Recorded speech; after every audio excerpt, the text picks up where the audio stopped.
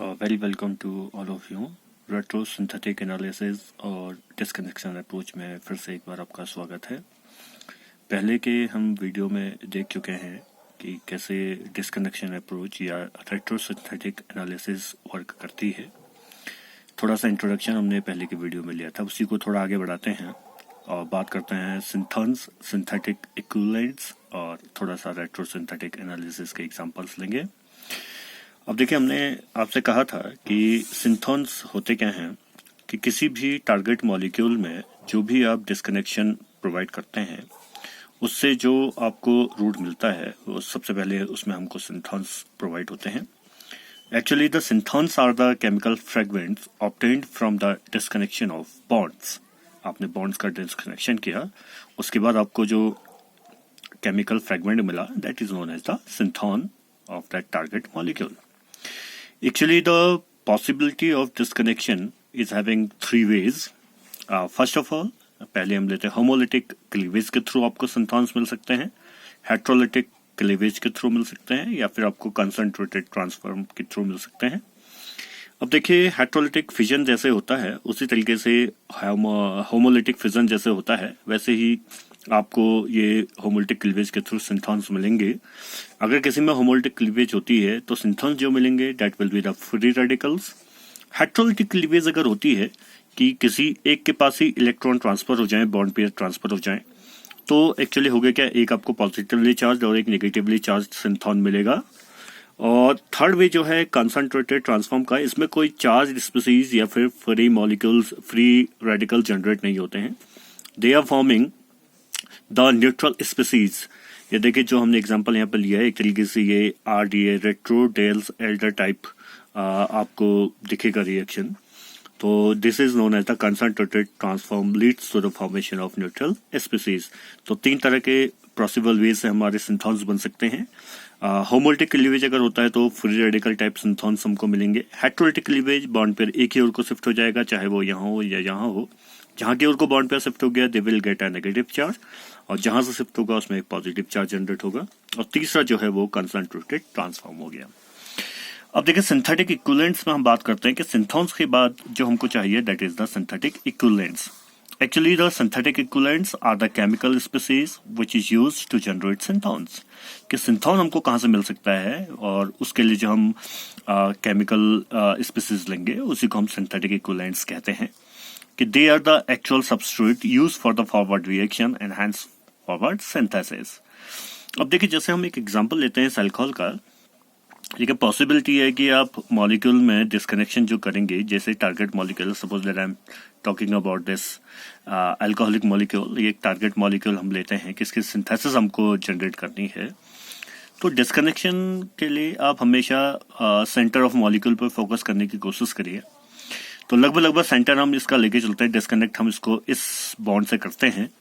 After disconnection देखिए, ये oxygen OH जुड़ा हुआ है अल्कोहल जहाँ पे, पॉसिबिलिटी मैक्सिमम ये रखिए कि इस कार्बन पे पॉजिटिव चार्ज हो, क्योंकि इलेक्ट्रोनेगेटिव है। तो इलेक्ट्रोनेगेटिव होने की वजह से इसके नेबर पे हमेशा पॉजिटिव चार्ज जनरेट करने की कोशिश करिए। सिंथॉन्स जब हम इसके ड्राइव करेंगे, obviously if it is getting the positive charge तो यहाँ पे क्या आएगा, नेगेटिव चार्ज जनरेट होगा।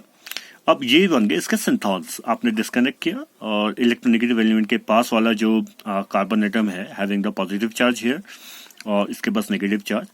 तो ये कहां से हमको मिल सकता है, this can be derived from this benzaldehyde molecule, aldehydic group. ये जो हमको ग्रुप मिल सकता है वो कहां से मिल सकता है, वो इस तरीके की मॉलिक्यूल से हमको मिल सकता है। तो this is the synthetic equivalent of this one. और नेगेटिव चार्ज इस कार्बन पे है, तो नेगेटिव चार्ज कार्बन पे इस तरह का जो हमको सिंथेटिक इक्विवेलेंट मिल सकता है, सिंथेटिक इक्विवेलेंट पॉसिबल है, that will be the Grignard reagent. Maximum possibility रखेगी, याद रखिएगा कि जब भी हमको कार्बन पे नेगेटिव चार्ज चाहिए तो हमको एक ऐसा सिंथेटिक इक्विवेलेंट लेना होगा जिसमें कि क्या हो, MgBr ग्रुप या MgX ग्रुप लगा हुआ हो, एक तरीके का ग्रिग्नार्ड रिएजेंट हो। तो cleavage of that compound one between C2 and C3, अगर 1 में इसको लूं, ये 2 लूं, तो नंबरिंग यहाँ से करना है 1 2 3 4 5 6 फॉर द डिस्कनेक्शन। तो this is C2 and C3 give the synthons 2 and 3 and that can be generated from the synthetic equivalents 4 and 5। 2 यहाँ से मिल जाएगा और 3 हमको यहाँ 5 से मिल जाएगा। अब देखिए जनरली हमारे पास दो तरह के सिंथॉन्स हो सकते हैं, पॉजिटिवली चार्ज सिंथॉन जिनको हम एक्सेप्टर सिंथॉन्स कहते हैं, और दूसरा हमारे पास नेगेटिवली चार्ज्ड सिंथॉन्स होंगे जिनको हम क्या कह सकते हैं, दे आर जनरली डोनर सिंथॉन्स। तो अगर पॉजिटिवली चार्ज सिंथॉन हमारे पास R पॉजिटिव है तो इसका सिंथेटिक इक्विवेलेंट हमारे पास बेस्ट जो होगा वो RX यानी कि RCl, RBr, II या फिर RTS हो सकता है। अगर फिनाइल पे पॉजिटिव चार्ज एरोमेटिक न्यूक्लियस है पॉजिटिवली चार्ज, तो maximum possibility is there for the synthetic equivalent that is the diazonium salt. इस तरह का अगर अल्कोहलिक ग्रुप हमारे पास है तो ये इपॉक्साइड से हमको मिल सकता है। Secondary carbocation having the OH group that can be generated from ketone. Primary carbocation having alcoholic group that can be generated from this RCHO aldehyde group, and so on for these molecules also. CH2 positive carbonium ion with this C double bond O, तो generally positively charged तो halogen जैसा ऊपर भी आपको बताया वैसा ही आप use कर सकते हैं। ऐसे ही फॉर द डोनर सिंथॉन्स, डोनर सिंथॉन यानी कि नेगेटिवली चार्ज सिंथॉन्स को डोनर सिंथॉन्स कहा जाता है। R नेगेटिव है तो R नेगेटिव अगर हो तो इस R नेगेटिव पे RLi, R2CuLi, RMgX इस तरह के रिएजेंट्स आप यूज कर सकते हैं as synthetic equivalents. Ca negative है तो HCN यूज कर सकते हैं, and so on for these molecules also. Now retrosynthetic analysis work करती कैसे है? The construction of a synthetic pathway by working backward for the target molecule is called retrosynthetic analysis. पहले भी हम ये पढ़ चुके हैं, देख चुके हैं वीडियोस में कि क्या रेट्रोसिंथेटिक एनालिसिस है, कैसे हम सिंथेसिस किसी मॉलिक्यूल की डिजाइन कर सकते हैं। That is known as the target molecule जिसकी सिंथेसिस आपको करनी है, उसको सिंथॉन्स में हमने ट्रांसफॉर्म करना है, और सिंथॉन्स हमको कहाँ लेके जाएंगे? सिंथेटिक इक्विवेलेंट्स पे लेके जाएंगे, और एक्चुअली सिंथेसिस ऐसे चलेगी, synthetic equivalents, then synthons, then the target molecule. Actually, the design of a synthetic pathway for any molecule needs to take into the account some of the important aspects.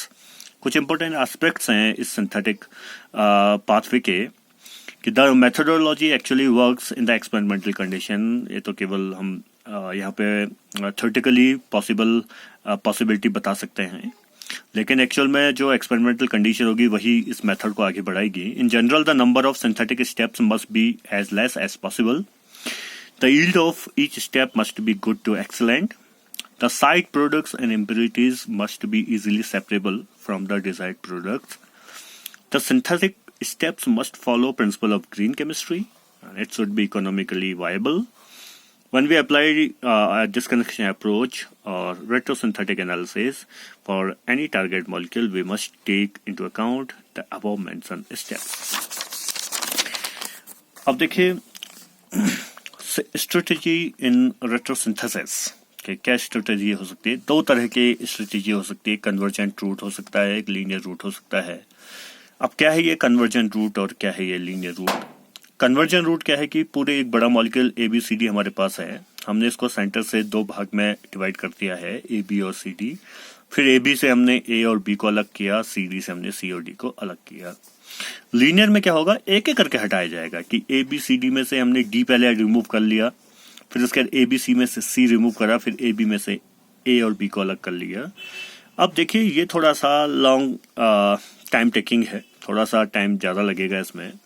The convergent route has been found to be better than the linear one with respect to the overall yield. Yield के लिहाज से भी देखा जाए, जितने कम step हो उतना अच्छा है, यील्ड उतनी ज़्यादा होगी। Hence, for the disconnection of any molecule, we must keep in mind the following rules for simplification. Target middle of the molecule. जैसे कि मैंने पहले भी बताया कि सबसे पहले आप मॉलिक्यूल के मिडिल, बड़े मॉलिक्यूल के सेंटर में आप टारगेट करिए। Then disconnect the branch point. Look for the bond which makes the symmetry of the molecule. अब देखिए जैसे हम एक एग्जांपल लेते हैं, ये एक डाइकेटोन मॉलिक्यूल हमारे पास है। अब देखिए इसमें इसका डिस्कनेक्शन हम सेंटर से प्रोवाइड करते हैं। एक सिंथेटिक इक्विवेलेंट हमारे पास क्या हो गया? ये नेगेटिव, और ये क्या हो गया? सिंथॉन्स, दीज आर द सिंथॉन्स और द सिंथेटिक इक्विवेलेंट। तो ये एक नेगेटिव हो गया और ये पॉजिटिव हो गया। कोशिश से करिए कि जो C डबल बॉन्ड O है पास, उसके क्या आ जाए, यहाँ पे एक नेगेटिव आ जाए और एक पॉजिटिव आ जाए।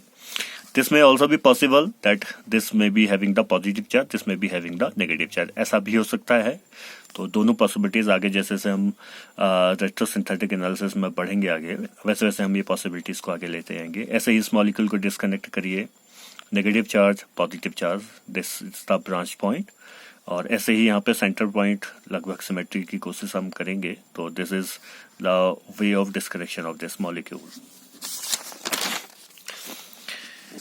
Now one group CX disconnection, actually एक हम ऐसा कंपाउंड लेके चल रहे हैं जिसमें एक सिंगल फंक्शनल ग्रुप लगा हुआ है। तो उसमें जो डिस्कनेक्शन हम रूट करेंगे, this is known as one group CX disconnection. The CX disconnection is mainly applicable to a carbon chain attached to any of the heteroatom like oxygen, nitrogen or sulfur. Hence, here a bond joins the heteroatom to the rest of the molecule like a CO, CN or CS. ऐसे जुड़ा हुआ है कहीं पे, और इसका disconnection हम provide करेंगे. This point is good point to initiate our disconnection. This is called one group CX disconnection, as one would need to identify only one functional group like ester, ether, amide, etc. To make the disconnections, actually हम examples इसके लिए, जैसे suppose that RX we have, तो इसके सिंथान्स generate हुए, इसको आपने disconnect किया, तो R positive X negative. R positive पहले भी हम टेबल में देख चुके हैं कि ये जो है एक्सेप्टर सिंथॉन जनरेट हुआ, ये डोनर सिंथॉन जनरेट हुआ. तो एक्सेप्टर सिंथॉन R पॉजिटिव अगर हो तो R के साथ हेलोजन आप लगा के एक क्या कर सकते हैं, सिंथेटिक इक्विवेलेंट ले सकते हैं. और X नेगेटिव तो इसके संग HX, it will be the synthetic equivalent. May be possible अगर रिवर्स पोलैरिटी हो जाए, जैसे हम पहले भी बात कर रहे थे कि ऐसा भी हो सकता है R नेगेटिव हो जाए और X पॉजिटिव. ऊपर देखेंगे R पॉजिटिव X नेगेटिव है, यहाँ R नेगेटिव है X पॉजिटिव. दिस में ऑल्सो भी पॉसिबल. ऐसा भी हो सकता है कि ये नेगेटिव हो जाए और ये पॉजिटिव हो जाए. तो उस कंडीशन पे जो सिंथॉन्स जनरेट हुए हैं उनसे सिंथेटिक इक्विवेलेंट्स हम लें. तो R नेगेटिव है तो बेस्ट वे तो यह है कि RMGBr या फिर RLi आप ले लीजिए एज अ सिंथेटिक इक्विवेलेंट. और X पॉजिटिव है तो उसके साथ XCl हेलोजन लेके आप क्या बना सकते हैं, दूसरा सिंथेटिक इक्विवेलेंट बना सकते हैं. ऐसे ही बात करें कार्बोनाइल डेरिवेटिव्स RCOX की, तो देखिए RC double bond OR ester है, एस्टर मॉलिक्यूल पे CO, इसकी हम सिंथेटिक इक्विवेलेंट्स देखते हैं. आपने यहाँ से डिस्कनेक्ट किया तो RC डबल बॉन्ड O, इसके साथ आप हेलोजन ले लीजिए, Cl यहाँ ले लीजिए, H यहाँ ले लीजिए, तो आपको क्या मिल जाएंगे, सिंथेटिक इक्विवेलेंट्स मिल जाएंगे. तो ROH एक सिंथेटिक इक्विवेलेंट मिल गया, और ये क्या हो गया आपका RC double bond O Cl. यहाँ नेगेटिव और यहाँ पॉजिटिव लेने की कोशिश करिए, it will be more stable step. ऐसे ही एमाइड के लिए हम लेके चलें तो फिर से वही चीज हो गई. यहाँ से आपने इसको डिस्कनेक्ट किया, हेटेरोएटम वाला पोर्शन यही है इसका CN, यहाँ पे क्या था CO, और यहाँ पे क्या है CN. ये कार्बन है, ये नाइट्रोजन है, आपने डिस्कनेक्ट किया. तो after disconnecting it you will get this type of synthetic equivalents. RNH2H यहाँ ले लीजिए, Cl यहाँ ले लीजिए, तो RCOCl and RNH2, these are the synthetic equivalents. Then for this compound ester linkage CO, again ester, तो इसको आपने यहाँ से डिस्कनेक्ट किया. डिस्कनेक्ट के बाद PHH यहाँ ले लीजिए, Cl यहाँ लीजिए, तो this will be the phenyl group. Then here the OH, and then phenyl group C double bond O and Cl. Disconnecting this propanol, this is CN disconnection. This is the molecule of propanol. इसकी हम synthetic analysis करते हैं, disconnection सोचते हैं. तो CN disconnection हमने provide किया, NH यहाँ पे आ गया, Cl यहाँ आ गया, तो this will be the synthetic equivalent here, one and second. Again on functional group interchange, तो अब देखिए NH2 NO2 and then nitration. अगर हम NO2 ग्रुप को रिमूव करते हैं यहाँ से, तो this will be the synthetic equivalent for its synthesis.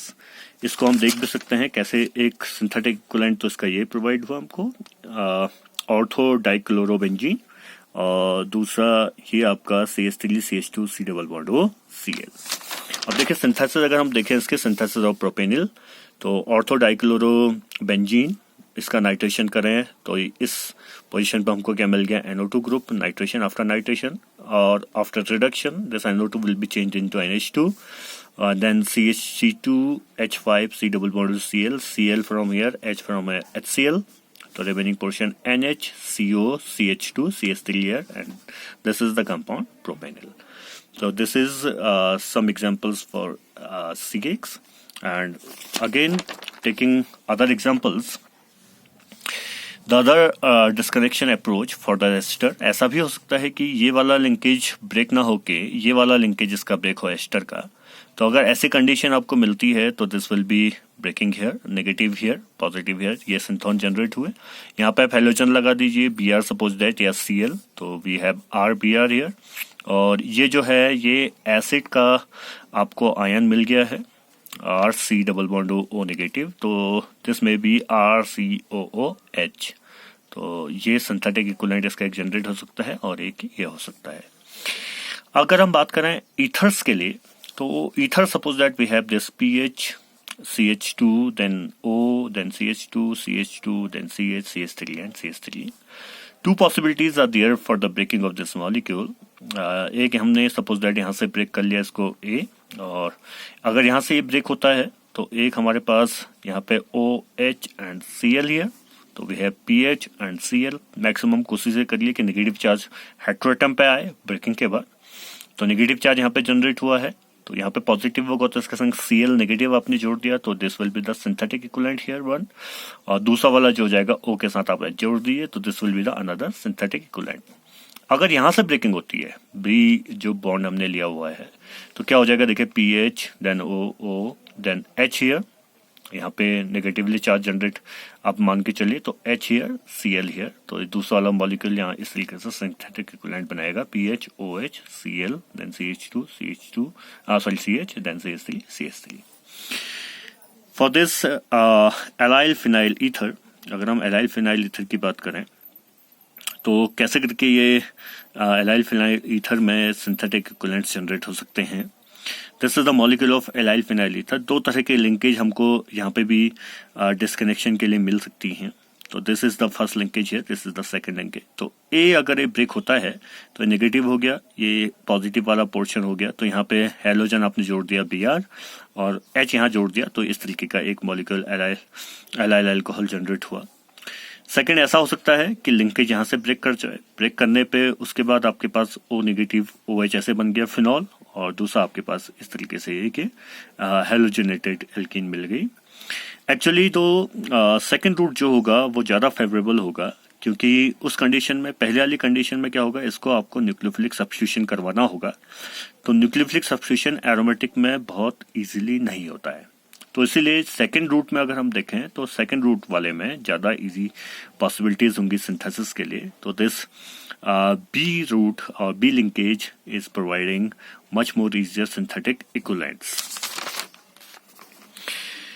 देखिए इसका फिनॉल का नाइट्रेशन आपने करा, उसके बाद आप इस मॉलिक्यूल्स का रिएक्शन कराते तो easily you will get this allyl phenyl ether.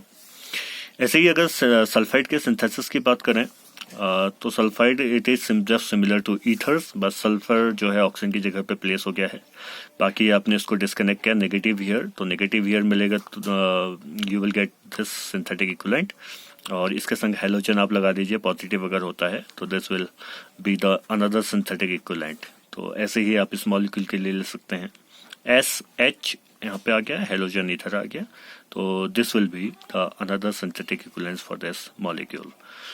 Thank you, और आगे भी इस तरह के वीडियो रेट्रो सिंथेटिक एनालिसिस और डिस्कनेक्शन अप्रोच के मिलते आपको रहेंगे। धन्यवाद।